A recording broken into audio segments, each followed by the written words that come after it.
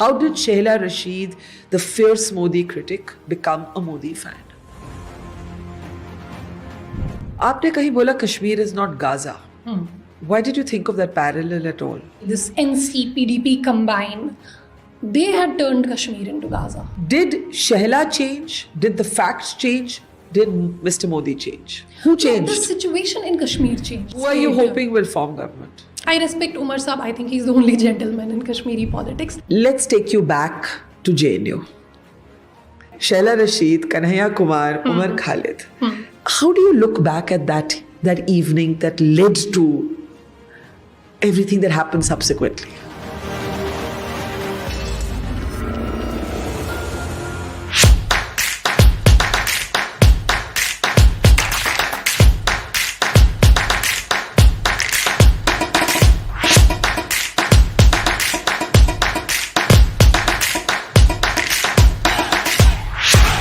Shehla, you have said that the first time you were conscious of being a Muslim, because before that you used to identify as a Marxist, Ambedkarite, a Kashmiri, but the first time you were conscious of being Muslim was the day Narendra Modi became Prime Minister for the first time in 2014.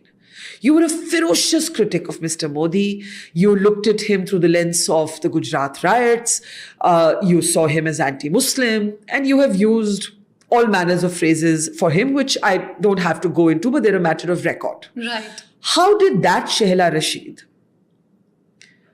who looked at Mr. Modi a certain way in 2014, in 2024 describe him to be a selfless leader? How did Shehla Rashid, the fierce Modi critic, become a Modi fan?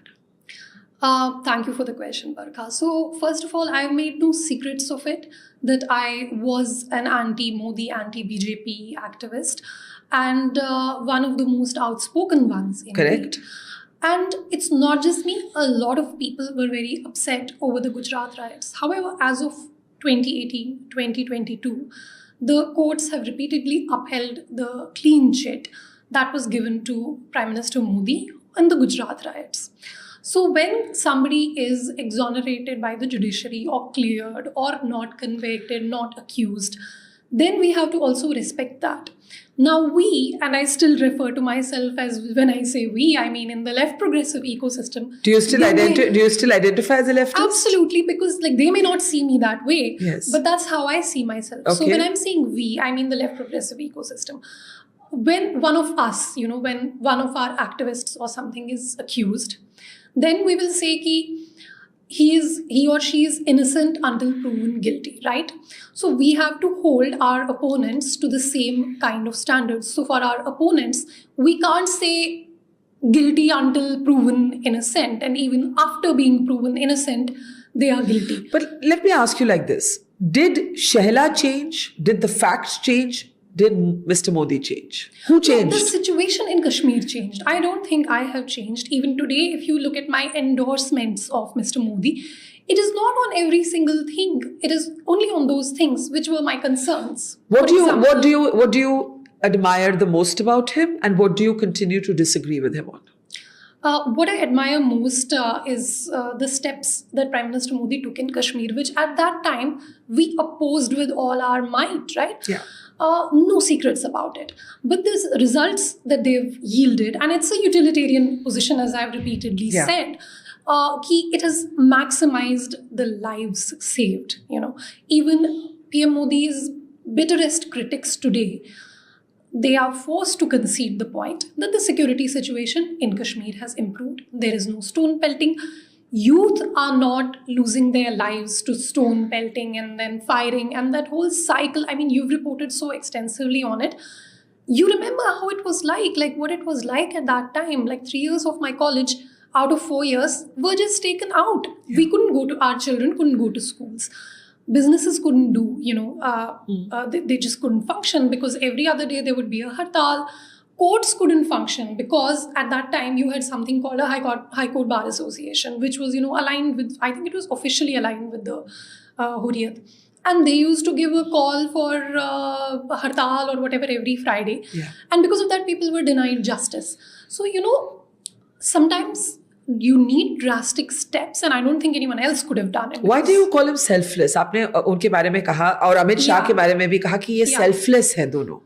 Because they've taken so much attack from people like me, from my friends, for taking. So when you call something a bold step, why is it a bold step? Because it's risky. It's risky. It upsets people. But they've taken those bold steps. And I think now India has a strong national security stance, which all of us have had to align around, right? Like earlier, the things that used to be said, the things that used to be tolerated, they're not tolerated anymore. The red lines have changed. However, the net result of it is maximization of Kashmiri lives saved. So that is my utilitarian sort of yardstick. I'll come to Kashmir in a little more detail, but आपने कहा कि आप हर चीज endorse नहीं करते about Mr. Modi. What is the one thing you continue to disagree with him on? What is the one thing that I continue to disagree? कि आपने कुछ देखा सुना? Many things. For example, GST on wheelchairs. I'll just give you an example. That is one thing that I. But that's a very policy example. Ideologically, how do you look at the BJP today? Or do you look at the BJP and Modi differently? Of course, you have to look at BJP and Modi differently. Why? Because BJP is a political party. And the PM, it's a constitutional position. So he represents the state. He represents all of us, regardless of whether we voted for him or not. So that's one. But what I was trying to say is that, see, when we talk about BJP, ideologically, if you want me to like programmatically engage with the BJP, there is a conversation unfolding throughout the world right now. And it's happening in North America, it's happening in Europe, it's happening in a lot of places. What is that conversation? That conversation is about political correctness, or what is sometimes called wokeness. Yes. And what we see is a lot of issues discussed on the right that the left tries to paper over or gloss over. And what does that result? That results in a lot of young people, finding themselves drawn to or swayed towards right-wing ideology. So for the first time, you've got far-right governments in Netherlands, in Italy, you've got Trump. Why is that?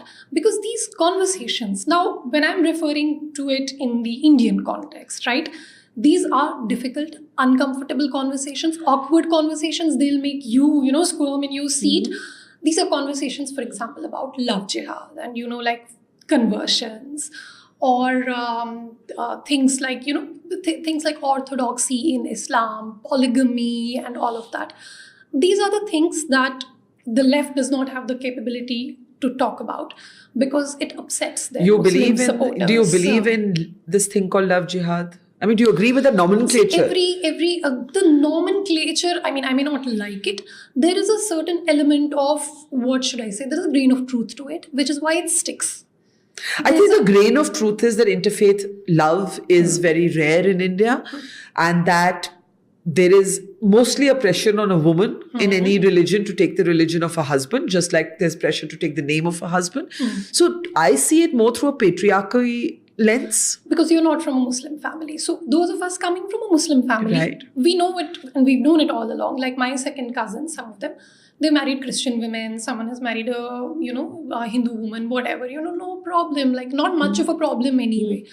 But if a Muslim woman, like I can't even dare to think that way, right? So you can't think of dating, loving outside of Islam? Yes. So there is a social familiar censure on it.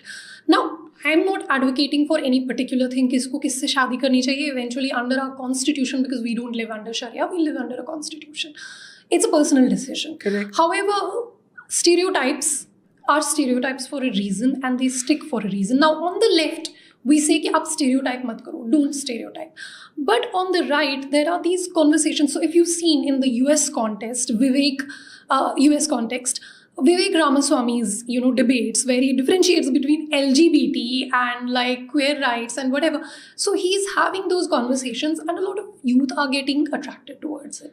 Now, for example, I'll give you one example. Okay, all of this is very contentious. It's not easy for me coming from a Muslim background and identifying very strongly with my community to acknowledge this. So I heard Home Minister Amit Shah at one of the news conclaves this year. So उनको किसी anchor ने पूछा कि अच्छा आप बताइए, आप uniform civil code की बात कर रहे हैं, right? And he said that when we have a uniform criminal code, why not have a uniform civil code as well? I mean, he didn't say it in those exact terms. Right. He said it in a very roundabout way.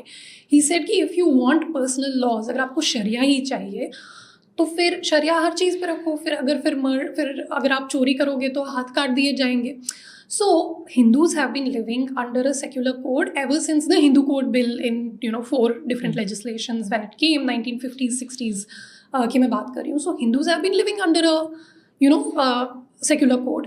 So is it time for Muslims to also voluntarily reform and give up practices such as polygamy and all of that? Because when we don't reform, the government is forced to do it, and then we get all upset about it. So, personally as a feminist, I would support a secular family law because I believe that the religious orthodoxies of all faiths actually work to the detriment of women. Yeah. And if there is a uniform civil code, there is talk about exempting tribal communities from it. There is talk, if you start, no draft has come, so we actually don't know what the central government has in mind. Yeah, that's right. But then if you look at Uttarakhand, there is opinion on live-in couples. That's not what secular family law is meant to do. Even now, in all faiths, there are traditions, so-called traditions that would change. So this isn't just going to change Islam. And I guess what I'm asking you is, today, do you identify as left of center, right of center, or do these labels now have no meaning for you? If you talk in context of political parties, there's been a big churn. Yeah. And if you see Congress party, Rahul Gandhi especially, in his articulation, he is articulating a far left politics of redistribution. Yeah. The left is talking about liberal rights, for example, LGBT rights, freedom of expression, democratic rights, which are not classic leftist demands. These are liberal demands. And the right, the so-called right, which is the BJP, they are doing welfare. So my whole, what you can say, my ideology lies broadly in the welfare economics framework. And that is why I support what the government is doing, right? So this is something that I've said, for example, Ayushman Bharat, Jan Aushadhi Yojana. Now government has come up with this health cover for above 70 citizens. That's welfare economics. So I support that. And in fact, the right-wing supporters, the actual right-wing supporters of the government, they sometimes get upset over it, कि आप हमारे tax का पैसा welfare में use कर रहे हो, so you're making people lazy. So I think there is a redefinition of political categories needed, which we don't engage with enough. हमने बना लिया है, वो labels बना दिए हैं, हाँ. Congress center है, BJP right है. It's not like that. You have to look at the policies and articulation. पर वो शैला रशीद जिसने 2014 में बोला था कि आज मैं पहली बार अपने आप को मुस्लिम महसूस कर रही हूँ क्योंकि मोदी जी प्रधानमंत्री बने हैं. आज उस शैला रशीद को ये बात चुपती है कि political representation of Muslims when it comes to the BJP is very poor. At one point you haven't had a Muslim member of parliament from the BJP in the Lok Sabha. And ये चर्चा चलती है. How do you look at it? I would like to cite this lady called Amna Begum Ansari. She's a research scholar. I think I was listening to one of her podcasts, and Barkha, I really didn't have this perspective because I listened to her. She has a Pasmanda Muslim perspective. Correct. And it really opened my eyes when I heard it. She said कि देखो ये जो discourse है ना कि हमें power चाहिए, power में participation चाहिए, it's an Ashraf discourse. Because it is Ashrafs who have either had a share in the power or who have now been denied a share in the power. The bulk of the community doesn't even have education, doesn't have basic amenities, doesn't have graduates. The graduates ka percentage is 2.7% in our community. Only 1% of Indian Muslims are in higher education as per the 2022 survey. So power mein to aap these are, if you talk about the Maslow's hierarchy of needs, power is very high up in the hierarchy of needs, which could cater to the upper caste Ashraf Muslims who always had a share in the power. But the bulk of the community, we've never had any power. We are struggling for the basics. So I think this is a very upper caste perspective. अच्छा जो अभी तक हमारे MPs आए हैं उन्होंने कौन सा कमाल कर लिया है? मतलब the Sachar Committee report in 2006, it wasn't an indictment of the BJP. It was an indictment of the so-called secular parties which had been in power till then. तो उन्होंने क्या किया आज तक? So they've, you give someone a ministry. अच्छा मुझे ही ministry मिल जाए कल. What will I do for the community? That's what matters. But you know, जैसे अब हम देख रहे हैं कि एक पॉलिटिक्स में शिफ्ट आ गया है. योगी आदित्यनाथ ने बात की कि जो कवर यात्रा निकलती है तो ईटरीज पे नाम होना चाहिए which easily identifies your religion. The Congress government in Himachal has also come up with tried to ape it, then itna criticism हुआ that he was summoned to Delhi and he was told कि आप मत करिए. My question to you before I come to Kashmir is, do you have any, you identify with the welfare ideology or the welfare capitalism, as it were, if I could use that phrase of the Modi government. But do you have any disagreements with their politics on religious minorities? See, local issues should be resolved locally. And this is something that I say both to the left and both to the right. हमारा क्या problem हो गया है, मैं सुबह यहाँ पे आई आपके स्टूडियो पे, मैं चल रही हूँ, मैं एक हिंदू ड्राइवर के साथ आई, Hindu guy is serving me coffee, no problem, ठीक है. सो India is a country of 1.4 billion. But if you look at Twitter and if you look at a specific echo chamber of left-leaning people, you will see मतलब कत्लोगारत हो रही है एकदम मुसलमानों की. So this isn't like, it's not a cliche, it's true. On social media some incidents are exaggerated. Now something is happening in Kanpur, it should be resolved in Kanpur. We should not make national issues out of it, क्योंकि अगर आपको national issue बनाना है, and by the way what I found out during this whole discourse was that it was a 2017 Akhilesh Yadav government directive और Mulayam Singh Yadav government directive कि eateries पे नाम होने चाहिए. तो हम भी तो ऐसे ही, हम भी कहीं पे जैसे ढाबे पे जाते हैं तो उस पे लिखा होता है जैन भोजनालय, क्या क्या लिखा होता है, वैष्णो ढाबा और मुस्लिम ढाबा, हलाल ढाबा, तो लिखा ही होता है. So it's not like such a big deal. But when we politicize, when we nationalize localized issues, that's when it becomes, the whole country gets polarized. Okay, before we lose ourselves in a Hindu-Muslim debate, let's talk about Jammu. Let's talk about Jammu and Kashmir. Sure. We are, as we speak to you, in the midst of a historic election. No matter which side of the debate you are on, it's a historic election. 10 साल में पहली बारी election हो रहा है. 370 की special status जाने के बाद पहली बारी चुनाव हो रहा है. आप उनमें से थी शाह फैसल के साथ. Shah Faisal was of course a much celebrated IAS topper from Kashmir. But then you and he briefly came together to form your own party. You were petitioners against the abrogation of 370 in the Supreme Court. In the middle of it all, you both had a change of heart. He is now back as an IAS officer and you have withdrawn your petition against 370 का abrogation. Right.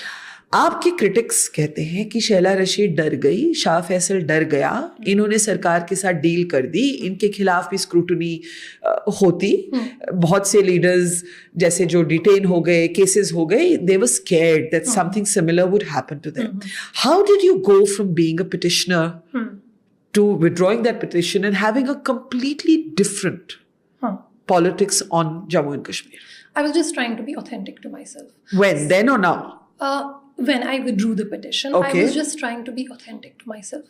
क्योंकि अगर मैं अपनी personal life में, if I am enjoying the freedoms of abrogation and if I am enjoying the peace ushered in by the abrogation and political space में जाके मैं लोगों को वही सारी चीज़ें पुरानी बोल रही हूँ जिससे वो radicalize हो जाए, I think that's being dishonest, which is what all of the politicians in Kashmir are doing right now. They know it really well that they've been able to go to villages to campaign जहाँ पे किसी mainstream politician का जाना मतलब जिनको छोटा पाकिस्तान बोला जाता था, जहाँ पे mainstream politician नहीं जा सकता था. ये enjoy कर रहे हैं freedom. मतलब एक ज़माना होता था कि अनंतनाग को इस्लामाबाद बोला जाता था Kashmir. Yeah. And they could, in the interior most villages they've gone to campaign at night this time. They are enjoying the benefits of it, but they don't want to name it. So इनको क्योंकि election लड़ना है, अब मुझे तो election लड़ना नहीं है, so I can be more honest about it, So I was just trying to be more authentic about it. But was there a tipping point? Like what? Like do you remember that moment when you said to yourself, or you said to Shah Faesal, or you both sat and had a conversation? You said no, we we were wrong. didn't. It was separate. Like he did it separately. Okay, but do you remember that moment when you said to yourself, I was wrong about this? वो क्या दिन था, वो क्या moment था, वो क्या realization था? I mean, it was a process. It's not like I woke up suddenly one day on a whim or on an impulse and, went to the Supreme Court to withdraw my petition. No, it wasn't like that. So after the abrogation, a few things happened at least. तो पहले तो वो पूरा internet ban का वो depressing time था, वो सब रहा, ठीक है. उसके बाद like I myself, I was depressed, I had an injury, I had some health issues. And when you say you were depressed, you were clinically depressed? I didn't, I was seeing a therapist at that time. Yeah. No, I'm just trying to be careful, accurate about the words I use. That's the only reason I asked you I not was to. also taking medication for depression during the whole, pandemic year during 2020. Sure. And I just, for the first time, I got the luxury, I would call it a luxury, to just sit down and observe things. And, I'd been like a relentless activist. I had been like on the ground like 24/7 without a break for years. So for the first time, I got a chance to just sit down and read up on things. Because when we are doing activism, we are using information very selectively, right? We use information only through filter bubbles that comes to us. We don't actually read more extensively, right? So for example, on digital public infrastructure, what did I notice during COVID? COVID के दौरान जो है, cash was stigmatized. You couldn't hand cash to people. People were so paranoid at that time. लग रहा था cash से वो हो जाएगा कोरोना. तो उस time पे all the the hawkers, the street vendors, the rediwalas, how did they survive? They survived through UPI. Because we had UPI at that time. So तब तक मेरा stance on UPI was so extreme. I didn't even want to get the app because I was believing in some conspiracy theory that, this is Modi trying to get our data or whatever. But at that time, I started using it, right? And I am myself a germophobic. So I was like, okay, while this is great because like I don't want to swipe my card and whatever, right? So I was just trying to be more authentic about things. Okay, now you come to Kashmir. Kashmir में again during COVID, all like gym Vim सब बंद हो गए थे because of COVID. Yeah. So हम लोग डल lake पे जाते थे, हम लोग वॉक वगैरह करने जाते थे. वहाँ पे हम देखते थे लड़कियाँ मतलब वर्कआउट गियर में, जैसे आपको दिल्ली में दिखेंगे, वर्कआउट गियर में लड़कियाँ चल रही हैं. And my sister and I and some friends of ours, and we would talk amongst ourselves that this is a big change. Yeah. अब आपको लग रहा होगा इतना क्या big change है, but that's exactly the point. Like now we don't even remember it. Yeah. We don't remember what it was like. The moral policing, the shaming, like if you would just wear jeans, if you would just wear workout clothes, that whole thing changed. Like because of this 335A, 370, they were socially regressive. Yeah. And there was a visible change in how women could certainly like move about. I don't know, like it was like some psychological veil was lifted.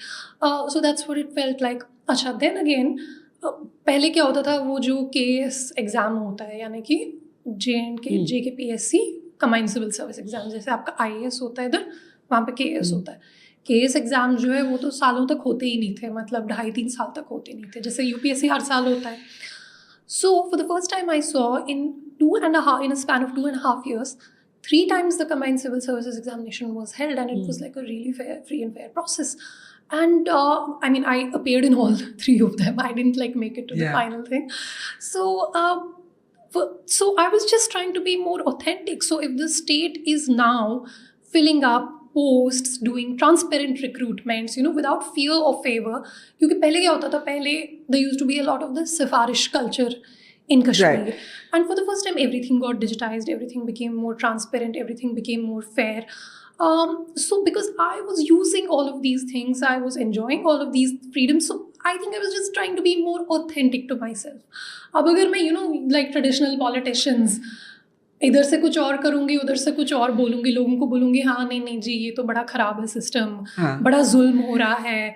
So like, if right now you've covered Kashmir, let me ask you, did you see a disconnect between what people were saying and what politicians were saying? No, absolutely. I think, in my opinion, 370 is now a thing of the past. And any politician who is saying to the people of Jammu and Kashmir कि हम आएंगे तो हम इसको वापस लाएंगे, वो या knowingly या unknowingly झूठ बोल रहे हैं, या mislead कर रहे हैं, या rhetorical conversation कर रहे हैं. लेकिन there are still questions, right? पहले अगर मैं पहले की शहला रशीद की बात करूं, तो आपकी sympathies कहाँ थी? जब 2010 की मैं बात करूं, I remember covering that. Umar Abdullah was chief minister. There were young boys dying on the streets because 110 in particular. Because there were stone throwers clashing with security forces. More than 100 young men, boys actually, were killed at that time.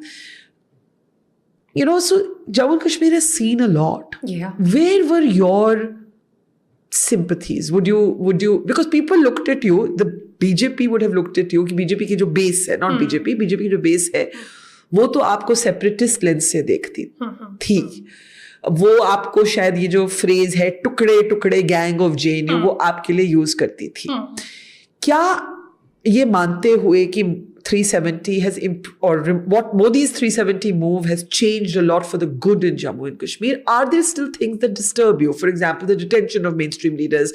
For example, the debate around the media in the Kashmir Valley. Parties like the NC and PDP argue that there's been a weaponization of the simple granting of a passport. कि आज आप खिलाफ बोलें या 370 की बात करें तो आपको passport नहीं मिलेगा. You know, as someone who says you're still from the progressive left, do these things bother you? You've asked a very long question. I know, sorry. To answer it in parts. Sorry. Number one, my sympathies were always with the people of Kashmir, with the young people of Kashmir, especially. Not with the separatists, because आप शायद पहले भी उनसे disagree कर चुकी हैं. 2008 में मैं अभी कॉलेज में ही थी, मेरे को भी कोई सोशल साइंस की भी समझ में नहीं थे. I was just in engineering college. I wrote वो reflections column आता था Greater Kashmir में. So I wrote a thing in that against the separatists, not knowing what kind of a social censure it would, attract. Not like I was very naive at that time. Yeah. So I wrote a thing, ये क्या कर रहे हैं, ये क्यों लड़कों को बोल रहे हैं, ये क्यों बोल रहे हैं मुजफ्फराबाद मार्च करने के लिए, इनके पास कोई रोड मैप है, they'll get people killed. Okay, so my stance was that. Fast forward 10 years, 2018, when I came to Kashmir as a sort of like whom people were looking upon as, somebody who would join politics. So you can see there's a Greater Kashmir headline. In her first Kashmir debate, Shehla questions separatists. So I asked the same question again in 2018. Why are you asking people to come on the streets? Why are you asking, there's bloodshed happening? You don't have a roadmap. Why aren't you like changing strategy, or like why like this strategy of getting people killed? What it does, it only increases the anti-India sentiment. It doesn't do anything else. It's not going to bring Azadi. It hasn't in 10 years that I saw.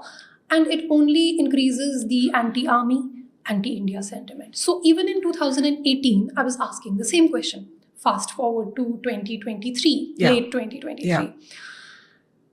I'm praising Modi government for the exact same thing. That cycle of killings and violence and stone pelting and protests. Dekhiye, Barkha, our youth don't just belong in hospitals. They do not just belong in jails. They do not just belong in graveyards. Our youth belong in the top corporate houses of India.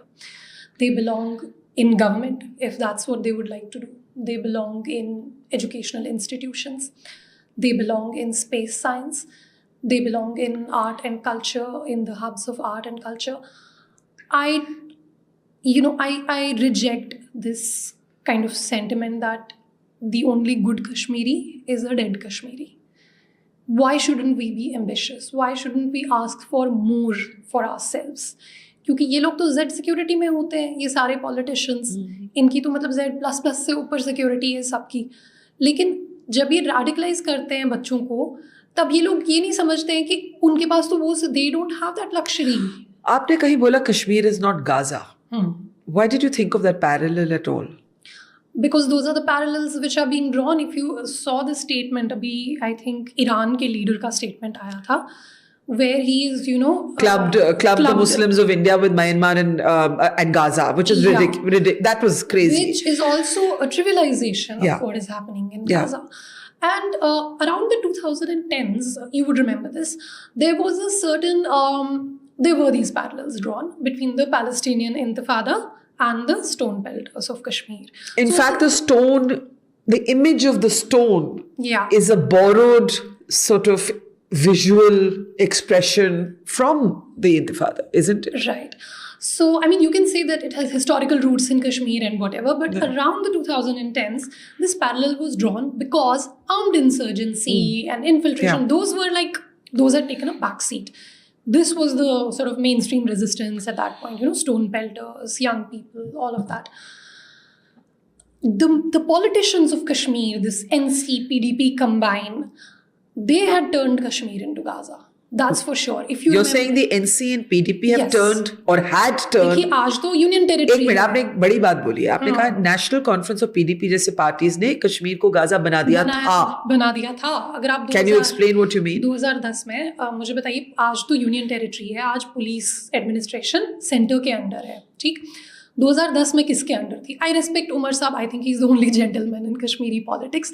That apart, my personal admiration for him apart, NC was in control of the police. तब किसने गोलियां चलवाई? तब उन्होंने ही चलवाई, ठीक है. 2016 में आ जाइए, उस टाइम पे चीफ मिनिस्टर महबूबा मुफ्ती थी, and you remember that infamous press conference with Rajnath Singh ji, where she is asking the journalist, जाओ जाके चाय पियो, don't ask me too many questions. These are the people who had made Kashmir into Gaza, and Prime Minister Modi, he has cleared this mess for us. He's done us a favor. अब देखिए अब क्या हो रहा है. ये जो main stream politicians हैं, they are competing to be seen as separatist just because assembly का इलेक्शन है. असेंबली भी क्या है? जो एक डाउनग्रेडेड असेंबली है. एक सिंपल डाउनग्रेडेड असेंबली इलेक्शन के लिए, जिसको ये खुद म्यूनसिपैलिटी बोल के बिरेट करते हैं, उसके लिए they are willing to radicalize an entire population all over again. Their rhetoric is like separatists, while the separatists, the Jamaatis, they are dying to be seen as mainstream. They are saying हमने तो कभी boycott किया ही नहीं, हम तो हमेशा election की support में थे. So my fear is, आपको बहुत सारे लोग मिलेंगे कश्मीर में बोलते हुए, बहुत सारे आप वीडियो टेस्टिमोनियल्स भी एग्जिस्टिंग देख सकती हैं, जहाँ पे बुजुर्ग लोग बोल रहे हैं कि क्या है, ठीक है, चल तो रहा है गवर्नर रूल, चलने दो और 10 साल चलने दो. अच्छा, businessman have said this to me कि हमने तो अभी बिजनेस करना शुरू किया था, 30 साल बाद हमने अभी 4 साल बिजनेस किया था. अब यही सेम पार्टीज आएंगी, ये लोग फिर से मैस क्रिएट कर देंगी, because they are selfish. For one assembly seat, for even one municipality seat, they will radicalize an entire population. But you know how they say that democracy is imperfect, but it's still the best option we have, right? So ये तो बहुत लोग कहते हैं ना कि भाई हमें तो कोई भी नेता नहीं पसंद, ये तो सिंगापुर जैसे हम बन जाएं, चाइना जैसे ना. We don't really believe that, No, right? for a reason. Democracy is a discredited concept for a reason, but particularly. But it's still the best concept we have. Sure, but in the what is the better concept than democracy? In the particular case of Kashmir, my contention is that. Are you saying governor's rule is better than these elections? I'm saying the double speak has to end. The politicians, this double speak that they do. I lost the train of thoughts. I was just going to say something. नहीं, आप वहाँ पे थे कि ये separatists, they are the agenda of the mainstream is separatist, and जो जमात है, engineer Rashid हैं, अफजल गुरु के भाई हैं, they are talking more within the framework of mainstream politics. Democracy should not be used as a vehicle for the propagation of separatist ideas, because Barkha, that is what radicalized our entire generation. हम 2003 से PDP का rhetoric सुनते आ रहे हैं, human rights, human rights, human rights, and then they go and ally with BJP, मतलब जिनको उन्होंने उतना ज़्यादा ये कर दिया था, criticize कर दिया था. So don't give us this, treat us better, treat us as adults. We can handle the truth. We've handled the truth in 2019 and with a lot of maturity. Achha, one thing, when the Prime Minister recently visited, during the election rally when he visited Kashmir, he gave credit to the people of Kashmir for keeping the peace. He didn't give credit to the, police or army or something. He gave credit to the people of Kashmir, because the people of Kashmir handled it very well. They knew that 370 is just a smokescreen. It's a shadow of its former self. It doesn't really give us any great federal autonomy or whatever. So the people of Kashmir actually handled it very well. These people who are coming now and saying, hum 370 वापस लाएंगे and the like, they are infantilizing the people of Kashmir. Treat us as adults. We can handle the truth. We know what the truth is. Kashmiri बहुत politically aware है. Supreme court ने strike down कर दिया. आप कहाँ से वापस लाओगे 370? Talk about municipal issues. अच्छा, I heard a couple of these mainstream politicians. They were saying ये क्या है, ये तो जी municipal election है, क्योंकि ये तो prince और princesses हैं. इनको क्या है, इनके लिए ये बहुत, this is below their dignity. अच्छा, अगर municipal election है, talk about municipal issues. Why isn't one single Kashmiri party talking about dog bites? Dog bites से लोग नहीं मर रहे हैं. ठीक है, वो भी तो ह्यूमन राइट्स इशू है ना. Kashmiris are dying at the end of. आपने पूछा where are my sympathies? My sympathies are there with the people of Kashmir. Why didn't you contest the elections? I will contest when I age well enough, when I'm 50, 60 You years think of politics age, is for old people? You think politics is for old people? I definitely don't think that politics is for people who don't come from dynasty, who don't come from money, who have no infrastructure. Like, it's really, really difficult. Which party would you contest from if you would? I have no plans or sympathies as of now. Like, I'm writing books and I'm doing some academic pursuits right now. Once I retire comfortably, after that I'll... पर 2 minute, आज जो कश्मीर में हो रहा है, और मैं specifically Kashmir कह रही हूँ, not Jammu and Kashmir, because this is particular to Kashmir. Jamaat, otherwise a banned group, has backed at least 10 candidates. Afzal Guru, parliament convict, hanged in Tihar, his brother is contesting. You have Engineer Rashid, now out on bail in a terror funding case, tying up with the Jamaat in a strategic alliance. ये क्या हो रहा है? आपकी समझ में ये क्या हो रहा है? What has happened is that India is transitioning from becoming a soft state to what it would eventually like to be, which is like a hard state, which we can't call it right now a hard state. But India is certainly taking a clear stance on national security. अब बाकी हर चीज़ पे disagree कर लो. आप हिजाब ban पे disagree, आपने पूछा कि आपका डिसएग्रीमेंट किस चीज़ से. फॉर एग्जाम्पल कर्नाटका में when the BJP government did the hijab ban, I was against it. ठीक है, मेरा डिसएग्रीमेंट उस चीज़ पे हो सकता है. व्हील चेयर पे जीएसटी लग रहा है मेरा उस पर. But on national security there are clear red lines that are drawn. People are not given the leg room to anymore because people get radicalized with words. Yeah. So people have not been given the leg room now to talk about all those things which used to be said before. So India is taking a clear national security stance, which is bringing all these people to clarify their position, which is compelling these people to clarify their position. And that is what is happening, and all of us are aligning around it. Now, some people might say, they might dismiss national security as an illegitimate concern. इन सब लोगों को BJP proxies बोल रही हैं, जो main stream parties हैं. वो जमात को, इंजीनियर रशीद को, इन सारे लोगों को बीजेपी प्रॉक्सीज बोल रही हैं. शायद आपको भी बोले, पर आप चुनाव में नहीं. मुझे तो मैम, मैं आपको क्या बताऊं, जब मैं 2018 में जब अपने एंटी बीजेपी एक्टिविज्म के चरम पे थी, मैं उस टाइम पे मुझे बोला जाता था कि ये बीजेपी प्रॉक्सी है. उस टाइम पे भी, उस time people would come. Why? Because that is the rumor they spread about you. If you are not from some dynasty, अगर आप डायनेस्टी से हो, you have full freedom to ally with the BJP. You can form government with them. You can be a minister in their government. Nobody will call you a BJP ally or a proxy. Yeah. But if you are a nobody like myself, like I didn't have any infrastructure, any support from anywhere, I didn't even know anybody in the state or administration. मतलब मैं अपने ज़्यादा से ज़्यादा अपने ज़िले के SSP को जानती थी. That's all. And I was being called a BJP proxy. The only 2 political parties which have been in government with the BJP, as a matter of fact, are NC and PDP. So who are the BJP allies? How much is spent on their security and accommodation? इनके पास, सबके पास Y security, Z security है. They are the BJP. अच्छा, मैं आपको एक बात बताऊं, आज तो मैं BJP की A team हूँ, समझ लो. I will accept the charge. Like I'm not B team, C team. I am A team of BJP. लेकिन आप मुझे ये बताइए, any party which comes to power in J&K, they will have to work with the center. Yeah. नहीं तो आप केजरीवाल की तरह चिल्लाते रहेंगे, हमारे अंडर ये नहीं है, हमारे अंडर वो नहीं है. I would actually want, like if the NC does well in the elections, I would actually want them to ally. They will disagree with it. They will not like this categorization, obviously. But I would actually like them to ally with the BJP if the BJP does well in Jammu. Because we want benefits for our people. We don't want daily ka sardard, daily ka ranting, rona, कि ये नहीं है, ये तो हमारे under नहीं है, वो तो हमारे अंडर नहीं है. गवर्न करो यार, बहुत सारे इश्यूज हैं. एम्प्लॉयमेंट का इशू है, ट्रांसपोर्ट, वाटर ट्रांसपोर्ट पे कुछ करो, वेस्ट मैनेजमेंट पे कुछ करो, हॉस्पिटल्स के इश्यूज हैं. मतलब there's just so much skill development पे कुछ करो. Ally with the center, get benefits for our Who state. are you hoping will form government? This is absolutely my personal opinion, disclaimer. I want like NC and BJP to form the government because I want government benefits to percolate to us. I don't want daily ka sardar. When I asked Umar Abdullah कि आप पहले कर चुके हैं तो आप दोबारा भी कर सकते हैं for political survival, he said it would be the death of my politics if I tied up with a Modi-led BJP. Not really, because if they are honest about it. अब अगर वो डबल स्पीक करेंगे तो फिर तो definitely होगा. But if they just come clean to the people, it's like we can handle the truth, just tell us the truth. that भाई देखो अगर हम लोग ally करेंगे, they may not do it, but this is my like wish list item. अगर हम लोग कांग्रेस के साथ ally करेंगे, then the state benefits will not percolate to us.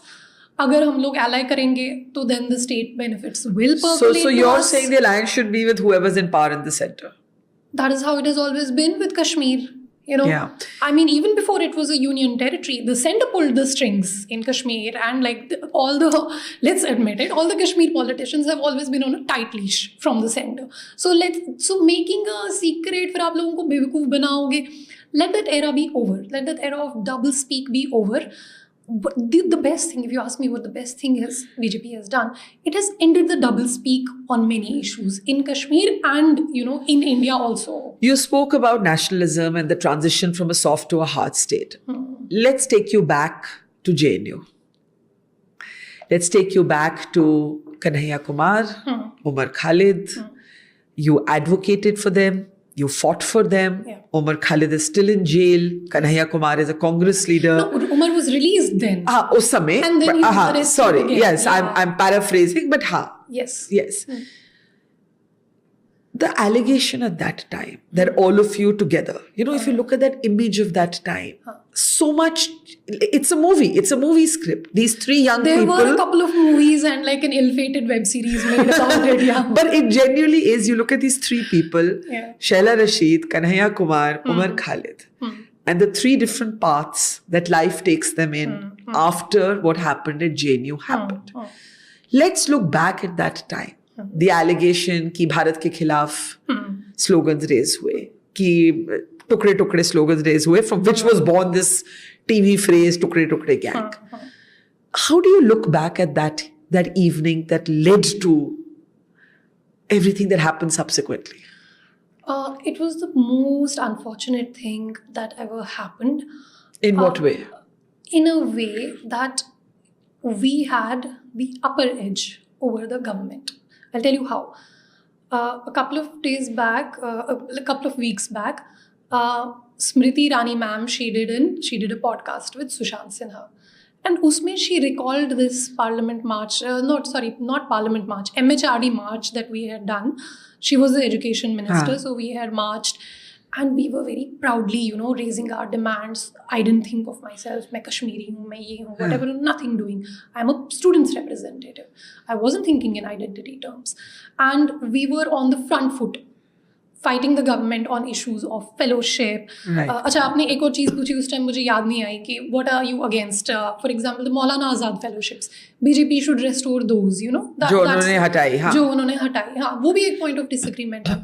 So, sorry, I just like digressed a little bit. No problem. So, at that time when we were running that Occupy UGC movement, you know, against scrapping of fellowships, we were on the front foot against the government.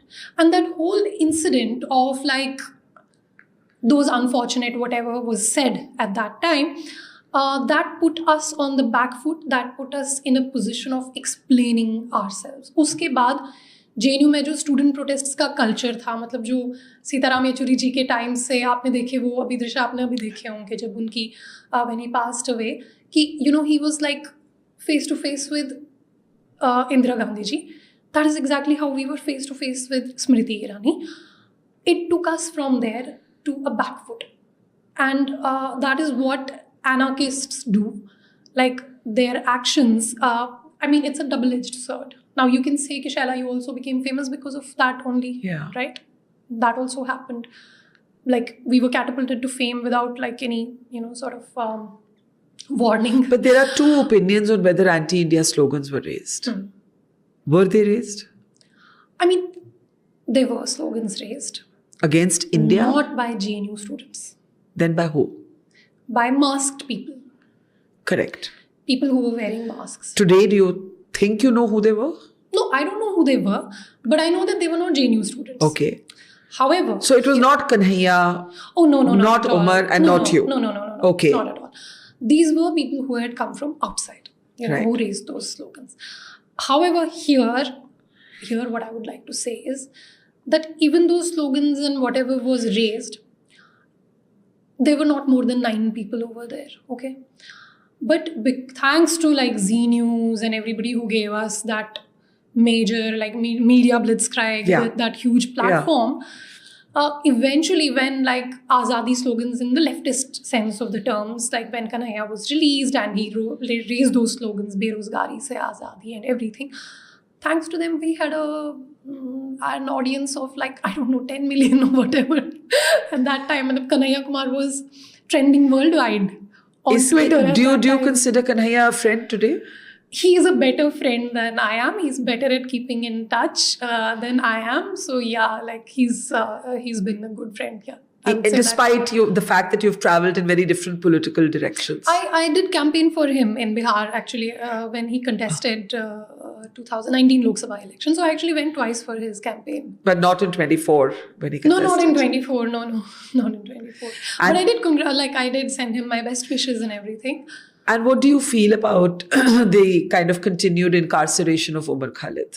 I just hope that he, gets out, and I just hope that people like him who are very talented and intelligent, their talents are mainstreamed and utilized, for the formation of this Viksit Bharat that we are talking about. For this, we need to be united. For this, we need to channel all of our energies into one direction. Like right now, India is moving forward with resolve. And we need all hands on deck. So I just feel that this polarization should end. This, इतना जो extreme हो गया है, आपने थोड़ा सा भी कुछ government के against बोल दिया तो हो गया, आप militant हो गए, क्या हो गया. I don't know the details of his case. Yeah. I just hope that he comes out clean of whatever allegations are there. But I would say that we need to end. That is my whole project, that this polarization should end. We need to move forward together as a nation. क्योंकि Barkha, this can be exploited by anyone. आप पाकिस्तान तो कर ही रहा है exploit हमारे social divisions कब से, लेकिन there is also China, there is also like many other countries who may not be happy about our rise, maybe some North American countries. So we need to be united. So I would call for like more unity on both sides. You spoke about Azadi slogans being raised in a leftist context. And, there's Kamla Bhasin's rendition of Azadi. There's the Kanhaiya Kumar rendition of Azadi. There used to be Hum Kya Chahte Azadi separatist rallies in Kashmir Valley, which you don't see today. Right. What is Azadi to you today? So I would use it in the same sense as Professor Amartya Sen uses it, that it is the capacity for personal development. That is what we need to provide for every Indian, every Kashmiri, every Muslim. So there should be enough opportunities for us to develop ourselves personally. There should be avenues, जैसे आप अभी sports में देख रहे हैं. जी. Sports में थोड़ा सा infrastructure मिल गया. You see where our kids have reached. Like it's such a matter of pride. And this is the kind of ecosystem that we need to develop for every Indian.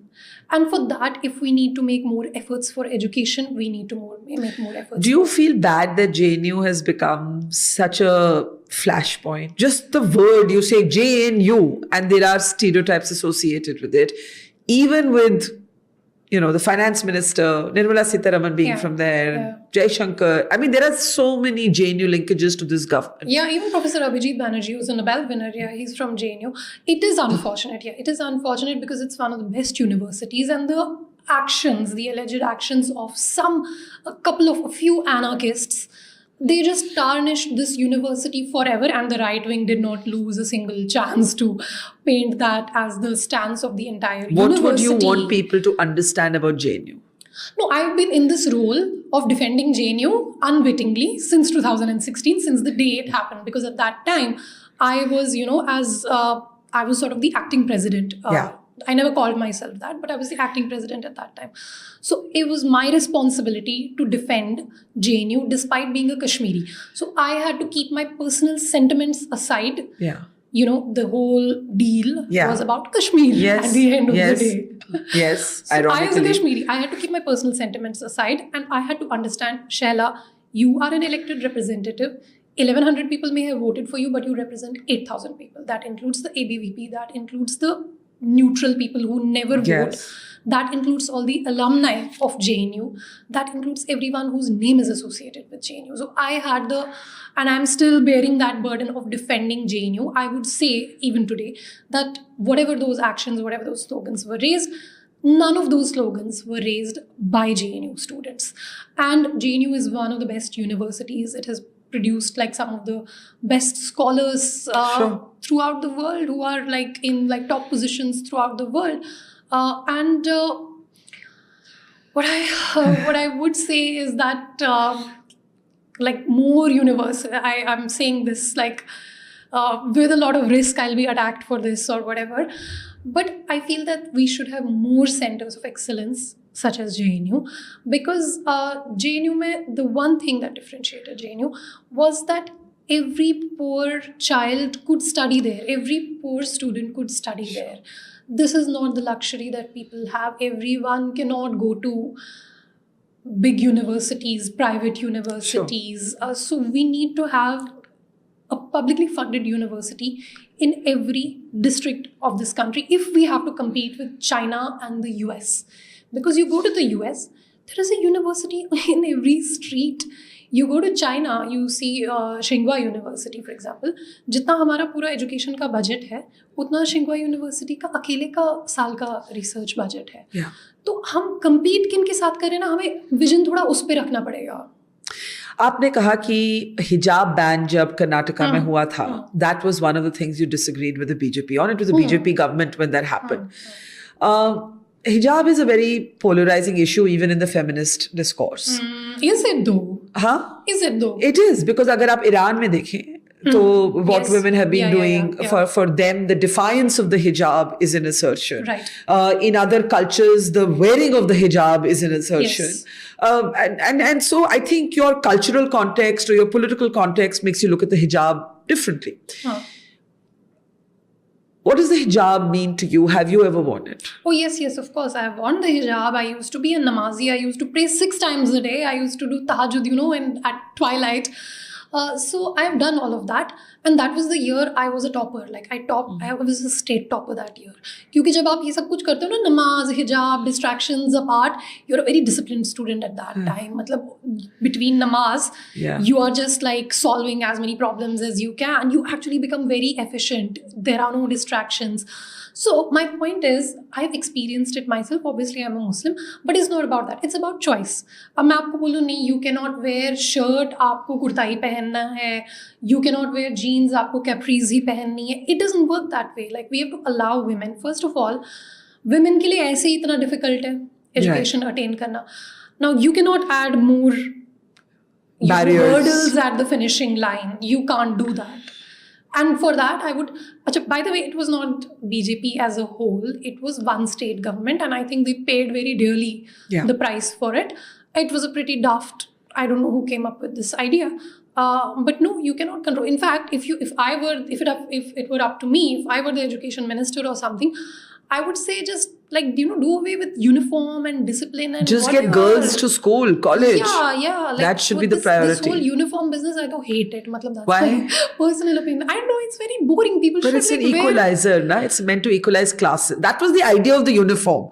That rich and poor should not be distinguished. They should be, Yeah, sure. But I just feel that our focus is elsewhere. We miss the woods for the trees, basically.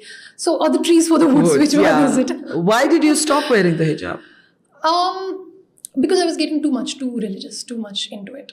So I just went down like a rabbit hole, and I just realized that this is too much. But that's like a later conversation. Right. But what I was trying to say is that this whole business of uniform, it's missing the trees for the woods, because we need to focus on education, skills. You must have seen these videos on social media जहाँ पे वो Chinese बच्चे जो है ना वो दिखा रहे हैं किस तरह से वो basketball की practice कर रहे हैं and all that, how they are coordinating, what are the ways in which they are learning. मैं भी एक video देख रही थी जिसमें वो China में एक teacher है, how she is using 3D technology on the board to show chemical experiments to kids. मतलब all that is simulation is happening. She is doing this, वो chemical उसमें जा रहा है. That is how they are teaching kids. Focus on that, forget all this uniform and discipline and whatever. We need to focus on the real things. Let's talk a little bit about, and I apologize if this is painful to talk about. You've effectively been raised by a single mother. Being raised by a single mother has also given me a very different perspective on life. Yeah. So, for example, this whole sort of idea that we have now, that males are providers. And females are recipients. I just didn't grow up with it at all. And I never had this thing in mind that someday I'll marry some guy who will provide for me or, something. I always had this thing in mind that my life is my own and like I have to chart my own course. So, should I call it a blessing in disguise or whatever? I don't know. It has made me very independent. It has made me think of myself not as secondary. Because when you see a mother who's working, who's providing for you emotionally, financially, every other way, you don't think of yourself as like a second fiddle, playing as a second fiddle to somebody in a partnership or whatever. No, I think of the nation, I think of my community, I think of larger questions, I think of environment. Because I never learned like playing second fiddle to anybody. I see myself at that time, as a leader. Today I see myself as, an academic, but like a public intellectual, someone who wants to make contributions to the public Do you sphere. and she think similarly, or do you disagree? She, as a parent, she does have concerns ki, like don't too much, zyada mat karo, ye, wo, whatever. As a parent, she has concerns. Kam bolo, chup raho thoda. Because no parent wants their children the to get into trouble. Correct. That's for sure. But having said that, she's never stopped me. And I think that's how parents should, allow their children to be whatever they want to be. Even allow them to fail. Agar acting में fail हो गए तो sports में हो सकता है अच्छा कर ले. अगर journalism में fail हो गए तो हो सकता है film making में अच्छा कर ले. So we have to allow our children to fail also. Now you have a book that is coming out soon, and it's a book on role models drawn from within the Muslim community. And I know that we've agreed to have a separate conversation when the book comes out. But why this book? Why this book that's speaking about Muslim role models at a time when this is such a polarizing question, the place of India's Muslims, जिसको Western media कहती है in Modi's India. मुझसे वो बोलते हैं कि it's not just Modi's. When you travel abroad and people will ask you this question, I have my own opinions, but I'll always say it's everybody's India. It's not any one person's India. So this is a media shorthand that I'm not a big fan of. But you know what I'm asking you. Why this book? So I was trying to say that in the post 9/11 phase, in the post 9/11 world, there is a negative perception of Muslims. No secrets about it. We can try to, paper it over, but it's a fact. There's an anti-Muslim prejudice. There's profiling, like so many celebrities have talked about it, blah, blah, blah, right? So there is an anti-Muslim prejudice. So what I've realized is that we always keep complaining about जैसे Innocence of Muslims, एक movie आई थी. पूरा उस पे पूरी दुनिया में दंगे हो गए. मतलब कितनी जानें चली गई. YouTube बैन हो गया पाकिस्तान, बांग्लादेश में. We always just keep objecting. नहीं इसने हमको क्यों गलत दिखाया, इस फिल्म में क्यों हमको टेररिस्ट दिखाया, उस बुक में उसने क्यों लिखा. आप लिखो ना बुक, आप क्यों नहीं बना रहे हो मूवी. मुस्लिम कम्युनिटी ने क्या अजीम प्रेम जी पे कोई मूवी बनाई? मुझे पता Azim Premji, he is I think the biggest, if I am not mistaken, biggest philanthropist in India. Muslim community से मेरा सवाल है, आपने कभी मूवी बनाई? मेरा ये सवाल फिल्म इंडस्ट्री से भी है, मीडिया से भी है, ठीक है. लेकिन अगर वो नहीं बना रहे, आप करो ना. आपको कौन रोक रहा है? अगर कोई आपके खिलाफ किताब लिख रहा है, आप पॉजिटिव किताब लिखो, आप खुद लिखो. Because an answer to a book should be a book, an answer to a movie should be a movie. हम लोग क्या करते हैं? We are just passively sitting. हम लोग कोई पॉजिटिव शोकेस नहीं करेंगे अपनी कम्युनिटी का. We'll always just keep complain, अरे इसने कैसे मूवी बना दी हमारे ऊपर, अब हमें इसके ऊपर दंगे करने. Then we are proving them right, we are kind of defeating the self perpetuating. मतलब like somebody is saying that Muslims are violent, आप जाके उसको मार रहे हो. You are proving them right. Why not showcase a positive side of your community yourself. और मैंने तो मेरी किताब में 15 मुसलमान हैं who are at the top in various fields, but there are so many others. Like there is Ustad Zakir Hussain, who is the first Indian to win 3 Grammys in a single night. Yeah. Right? He's a Muslim. We are not talking about मुसलमानों ने कौन सी film उन पे बनाई. Dr. APJ Abdul Kalam. He is considered a role model by all Indians. आप मानेंगी? Not by Muslims. हमारी community में जो डिस्कशन, क्योंकि मैं कम्युनिटी से आती हूँ, मुझे पता है हमारी कम्युनिटी में क्या डिस्कशन. अरे नहीं वो तो एक्चुअली ना वो मुस्लिम नहीं थे, वो तो बुत परस्त थे, वो तो गीता वीता भी पढ़ते थे and all that. Those are the discussions. That is the poverty of civic discourse among Muslims. कि हम we can not talk about his scientific achievements, his contribution to SLV3. आप किसी मुसलमान से पूछ लो APJ Abdul Kalam और SLV3 का connection, they'll not know about it, that he was the project director of SLV3, right? They'll not know about it. We don't have the capability to talk about it. We'll just keep talking about, talk about their work. अच्छा, this is not a problem only among Indian Muslims. Pakistan में Professor Abdul Salam, Barkha, he's the first Muslim in the world to win a Nobel. अब चाहे वो अहमदी थे, कुछ आप इनको हिंदू ही बोल लो, कोई प्रॉब्लम नहीं, पाकिस्तानी नेशनल तो थे ना. You should have celebrated him. You as in Pakistan should have celebrated him. Jamaat-e-Islami at that time held protests at Quaid-e-Azam University. They did not allow him to attend his own felicitation ceremony. Pakistan cancelled his citizenship. So this is the problem in the Muslim community. We don't own our role models. We berate our role models because they'll talk about reform, or they will refuse to talk about polarizing topics. They will refuse to give in to victimhood. So there is a tendency. But can I hold you there? Where is that balance between not slipping into victimhood, but calling out things that are wrong, right? So if a man is killed on the allegation of storing a certain kind of meat in his fridge, that's unacceptable. Or if an old man is attacked on a train, वही कि आप beef लेके घूम रहे हैं, these cannot be condoned. We have to call it out, but you have to call it out. We have to also ask ourselves, where is our social capital? हमारा social capital इतना कम क्यों है कि we don't even have like a few prominent voices to talk about it? क्योंकि पहले तो community ने उनको disown कर दिया है. पहले तो अरे नहीं इसकी तो बीवी हिंदू है, अरे ये तो गीता पढ़ता है, ये तो. So anyone who is an achiever will always have a pluralist outlook. Our community will, disown them. That is why we don't have social capital. So we also have to ask ourselves, now, why are Muslims only doing this cow wala business? छोड़ दो cow wala business. जैसे दलितों ने ऊना में एक stance लिया कि हम आज से डेड काउ का कैरकस नहीं उठाएंगे आफ्टर अ लिंचिंग, जब वहाँ पे लिंचिंग हुई थी. आप भी लो स्टैंस कि नहीं जी, हमें बस स्पेस साइंस करना है, हमें हाईटेक करना है, हमें मेडिकल साइंस करना है, हमें engineering. We would be mistaken in thinking or in perpetuating the misconception that the state supports mob lynching. In fact, if anything, it takes away from state power. It is a sort of decentralization of state power. In fact, if you see Prime Minister Modi himself, he had called on more occasions than one these people who engage in mob lynching antisocial elements. And as far as I'm concerned, you're aware that I had run a campaign against mob lynching, and we were asking for a law against mob lynching. And if you see now the new law that has come in, the Bharatiya Nyaya Sanhita, section 103, subclause 2, actually talks about mob lynching, so that demand that there should be a law against mob lynching, that has been met. So my point is this portrayal of Muslims as either victims or as villains, this has to change, because this makes us self-identify either as villains or as victims.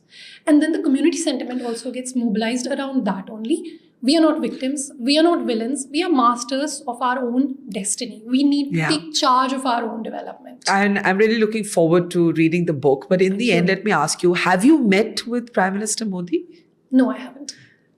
If you were to meet him, what is the one thing that you would really want to say to him? I would present my book to him. I'd want him to read it. I'm sure you'll get a chance to do that. And Inshallah. And what would you want to say to him? Like, अगर आप जैसे मिलते हैं ना किसी से, तो आप पहली चीज क्या बोलना चाहेंगे? So I would like to request him to bring a constitutional amendment, amending Articles 14 and 15 of the Constitution to include the word disability. So I know that these articles, they say race, religion, creed, sex, etc. and the like. So etc. में disability तो हो जाता है, but I want like the word disability. Actually, this was my plan, that if I were to become, when I was in politics, if I were to become a member of parliament, because I wasn't planning to be on the treasury benches, I was planning to be in the opposition. So the first thing that I wanted to do on my agenda was to bring a private member's bill, and it would have been a constitutional amendment bill, to introduce the word disability into the, Articles 14 and 15, equality and non-discrimination. And you're still saying that you don't now see yourself in politics till you retire. Yeah, I want to make some money, I want to work, and I want to grow old and then do politics. I think I was a precocious politician. I was too much in a hurry. We wish you the best and Thank look you forward so to your book, and we'll have you back one sets out to talk Yes. about it, because Thank you so much. right now I'm forbidden from talking about the books, so we're Okay. talking only just a little bit about it. Thank you so Shehla much. Rashid, we wish you the very best. Thank you you so so much. much.